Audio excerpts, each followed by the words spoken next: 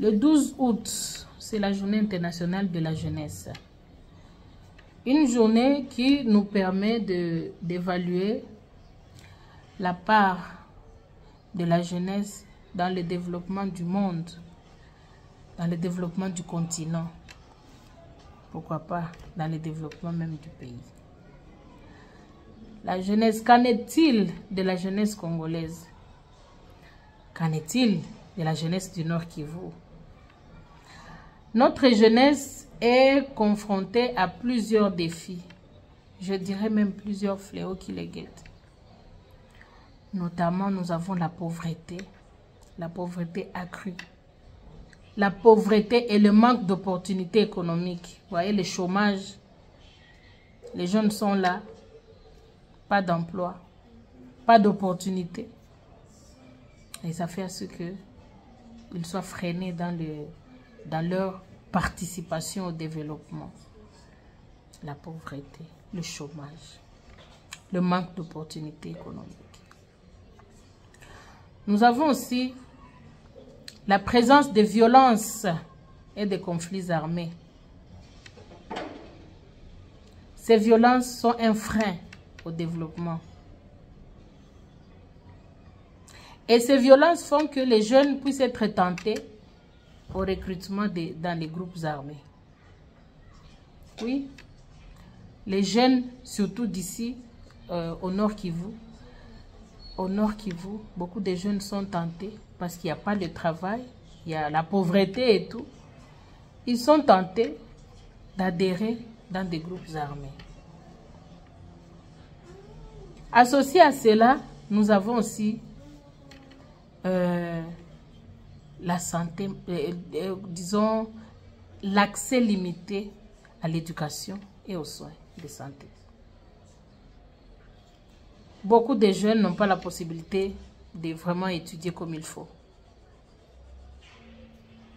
Voilà. Ils n'ont pas accès à l'éducation, ils n'ont pas accès aux soins de santé adéquats. Et cela est un frein, un grand défi pour la jeunesse. Nous avons également la santé mentale. Vous savez, les violences, toutes ces violences, tous ces conflits que nous vivons créent un certain traumatisme. Et ce traumatisme dérange la santé mentale. Aussi, beaucoup de jeunes s'adonnent à des stupéfiants, des drogues qui dérangent la santé mentale. Vous comprenez que ça aussi, c'est un frein au développement.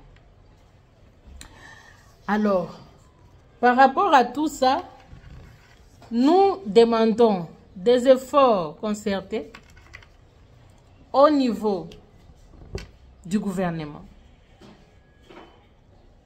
au niveau de la société civile et de la communauté internationale par rapport à la jeunesse.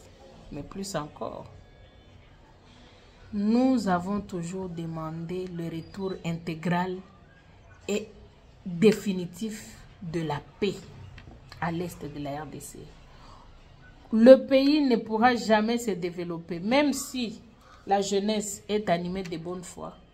Mais dans la mesure, aussi longtemps que la paix est menacée à l'est de la RDC, ce développement est hypothétique. Nous demandons des efforts de la part de ces trois organes que nous avons cités. Nous avons parlé du gouvernement, nous avons parlé de la communauté internationale et de la société civile. Les efforts de la part de ces trois organes pour que la jeunesse de la RDC, pour que la jeunesse du Nord Kivu puisse se ranger parmi les vrais acteurs de développement d'un pays, le développement de la RDC. Merci.